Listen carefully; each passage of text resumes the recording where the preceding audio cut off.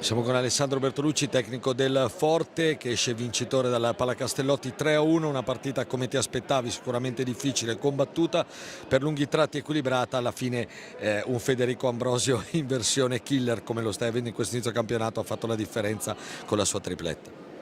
Ma realmente hai detto tutto te, hai preso la disamina della partita, prima faccio complimenti a Lodi, poi parlo del Forte dei Marmi, ha fatto una grande partita, a lunghi tratti è stato a pari a noi, sono stati dinamici, hanno giocato una gara importante, ma non è una novità, perlomeno per quanto riguarda me, non è una novità che Lodi gioca bene.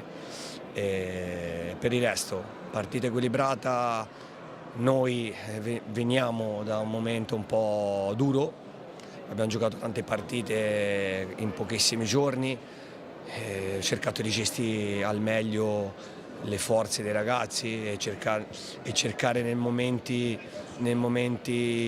clou della partita di fare cambi e mettere giocatori freschi per cercare poi il guizzo personale.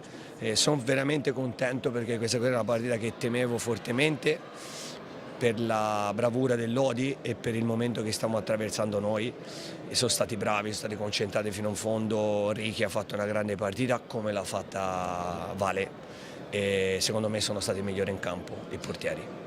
Senti, parlavo con Gigio Bresciani nell'intervista pre-partita, gli ho chiesto se è d'accordo su questa cosa, lo chiedo anche a te che sei ovviamente il diretto interessato. Vieni dai 2 anni di Trissino straordinari, dove abbiamo visto un Trissino giocare con un'intensità, un'aggressione sempre molto alta, a tutta pista, e quello è stato un po' il segreto, oltre che la qualità dei tuoi giocatori. Stai portando questa mentalità anche in un Forte che ha giocatori magari un po' più esperti, magari alcuni meno di gamba, però stai riuscendo a mixare bene questa cosa, è il tuo obiettivo? E l'obiettivo è quello lì, vengono da 2 anni che non hanno vinto, quindi hanno perso un pochino il coraggio di fare un passo avanti, no? Sia nella fase difensiva che nella fase offensiva. Sto spingendo tanto in questa cosa qua perché so che realmente lo possono fare, altrimenti non ci perderei neanche tempo, fare un metro indietro, e invece so che loro lo possano fare. È solo una questione di pulirsi un po' dalle scorie passate, ma è un po' come mi successe quando arrivai a Trissino, che il Trissino arrivava da una stagione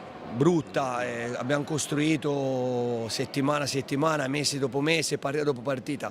Qui, come dicevo prima parlando nel pre-partita, siamo ancora un po' un cantiere aperto, ok?